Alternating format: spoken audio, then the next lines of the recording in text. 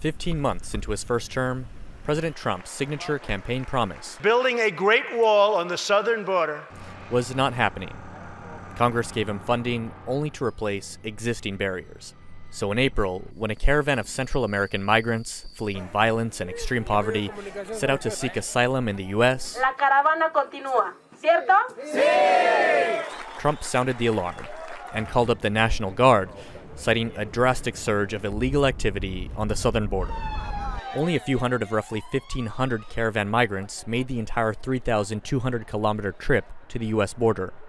Entering the U.S., they were detained, and parents were separated from their children, part of a new zero-tolerance policy. Take care of these children in a good and decent and proper way. We currently spend more than $1 billion a year of taxpayers' dollars taking care of unaccompanied alien minors. But leaked audio obtained by ProPublica, revealing children's tormented cries inside a detention facility, sparked nationwide outrage. From New York, where a caravan of border-bound grandmothers gathered in protest, no hell is as bad as not knowing where your children are, to residents on the front lines, the border. Maybe it is wrong for them to have come over here illegally, but that doesn't mean we have the right to commit these atrocities against these families and kids. The uproar forced the president to end family separation in June, but by then, some 2,600 children had been separated from their parents and proved hard to reunite.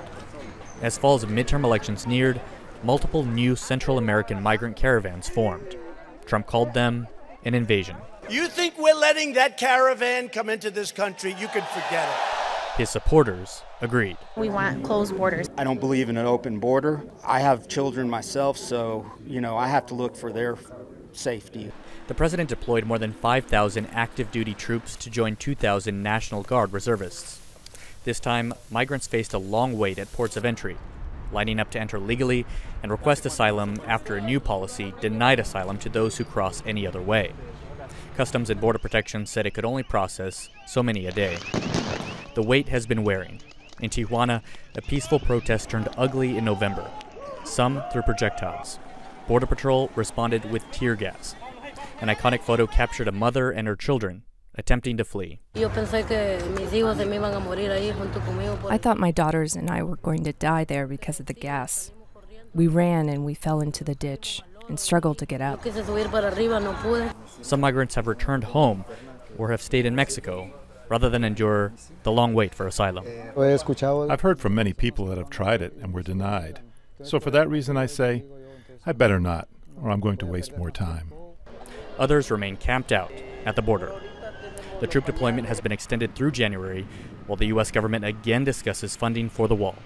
And the debate continues over whether this was a national emergency or a manufactured crisis. Ramon, VOA News.